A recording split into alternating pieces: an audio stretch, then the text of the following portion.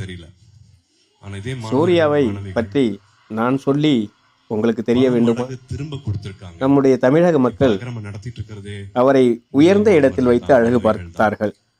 அழகு பார்த்த மக்களுக்கு தான் ஏதாவது கைமாறு செய்ய வேண்டும் என்று உயர்ந்த தொலைநோக்கு சிந்தனையில் 2006ஆம் ஆண்டு சூர்யா அவர்கள் அகரம் என்ற ஒரு தொண்டு நிறுவனத்தை ஆரம்பித்து அதன் மூலமாக ஏழ்மை நிலையில் உள்ள மாணவ மாணவிகளுக்கு கல்வி வழங்க முன்னெடுத்தார். அந்த முன்னெடுத்த அன்று 100 மாணவர்களுக்கு 1 கோடி ரூபாயில் ஆரம்பிக்கப்பட்டார். ஆனால் 160ஆக உயர்ந்தது அந்த எண்ணிக்கை. அந்த எண்ணிக்கையை அவர் குறைக்கவில்லை. தன்னுடைய கைபேசியை எடுத்து நட்பு வட்டத்திற்கு போன் செய்தார்.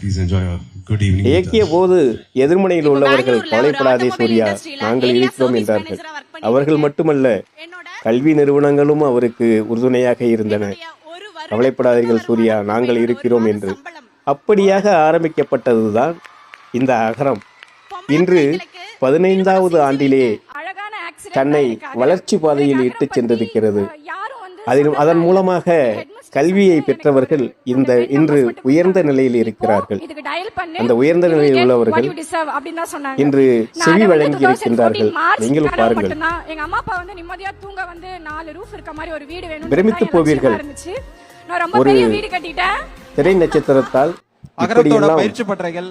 ஒரு அரிய வளர்ச்சியை வழங்க முடியுமா? கல்வியை வழங்க முடியுமா? கல்வியை என்ற ஊன்றுகோலை வழங்க முடியுமா? கல்வியின் மூலமாக சாதித்திருக்கிறார்கள். அவர்கள் சாதிப்பதற்கு சூர்யா மட்டும் காரணம்.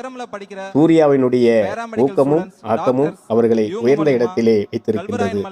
அதன் பலன்தான் இன்று தமிழகத்திற்கு 51 மருத்துவர்களை வழங்கி இருக்கின்றது. 51 மருத்துவர்களும் சூர்யாவினுடைய அகரத்தின் மூலமாக இன்று சிகரத்தை எட்டியிருக்கிறார்கள். சிகரத்தை எட்டியதற்கு சூர்யாவின் குடும்பம், சூர்யாவினுடைய நட்பு வட்டம், சூர்யாவினுடைய இன்று வாழ்க்கையில் உயர்ந்த நிலையில் இருப்பவர்கள் தங்களுடைய கடந்து வந்த பாதையை கூறுகின்ற பொழுது நமக்கு நம்மை அறியாமல் கண்கள் கலங்குகின்றன.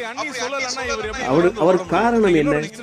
ஒரு உயர்ந்த நோக்கத்தில் சூர்யா அவர்கள் ஆரம்பிக்கப்பட்ட இந்த